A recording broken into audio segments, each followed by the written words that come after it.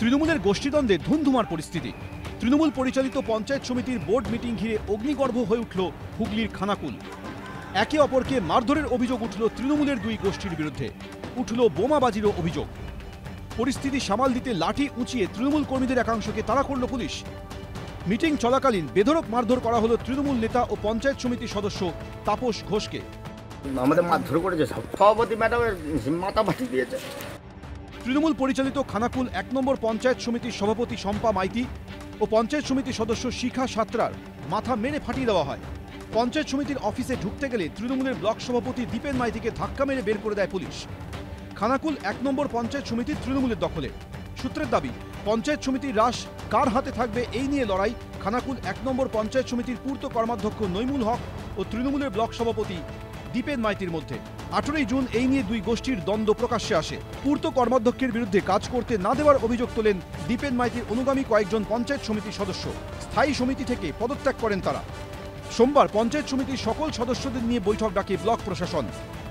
বৈঠক শুরু হতেই ধুন্ধুমার বেঁধে যায়। দীপেন মাইতির অনুগামীদের বিরুদ্ধে হামলার অভিযোগ তোলেন নৈমুল হকের অনুগামীরা। খানাকুল থানার মোড়ে টায়ার জ্বালিয়ে বিক্ষোভ দেখান তারা।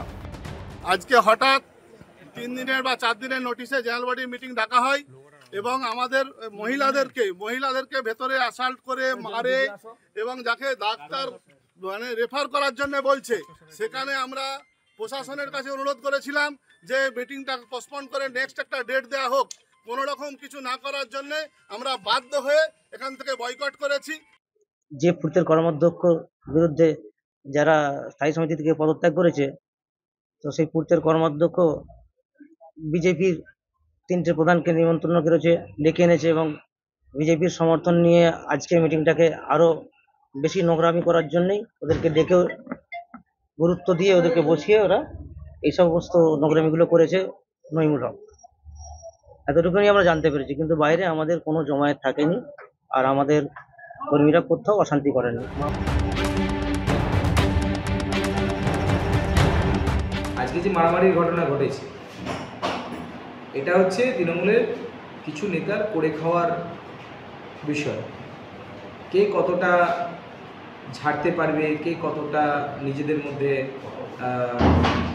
মানে আগাতে পারবে, তার লড়াই, ইগোর লড়াই। এরকম লড়াই আগামী দিনে আরও অনেক দেখতে পাবেন, সবে তো শুরু। এই ঘটনায় তৃণমূলের পঞ্চায়েত সমিতির পূর্ত কর্মাধ্যক্ষ নৈমুল হক ও তার অনুগামীদের বিরুদ্ধে অভিযোগ দায়ের করেছেন এই পঞ্চায়েত সমিতিরই সভানেত্রী শম্পা মাইতি। বাপন সাঁতরা, এবিপি আনন্দ, আরামবাগ।